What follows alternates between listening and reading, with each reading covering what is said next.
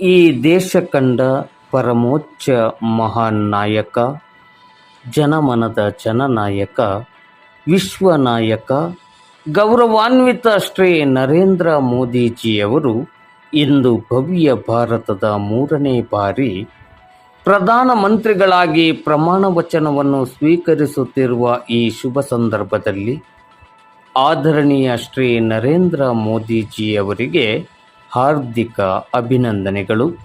Hat trick ಪ್ರಧಾನಮಂತ್ರಿಯಾಗಿ ಈ ದೇಶವನ್ನು ಮತ್ತಷ್ಟು ಶಕ್ತಿಶಾಲಿ ರಾಷ್ಟ್ರವನ್ನಾಗಿಸಿ ದೇಶದ ಗೌರವವನ್ನು ಮತ್ತೊಮ್ಮೆ ಜಗದಗಲಕ್ಕೆ ಪಸರಿಸುವ ಕಾಯಕವನ್ನು ಮಾಡಲಿರುವ ಗೌರವಾನ್ವಿತ ಶ್ರೀ ನರೇಂದ್ರ ಮೋದಿಜಿಯವರಿಗೆ ಮತ್ತೊಮ್ಮೆ ಮಗದೊಮ್ಮೆ ಮನತುಂಬಿದ ಅಭಿನಂದನೆಗಳನ್ನು ಸಲ್ಲಿಸಿದ್ದಾರೆ.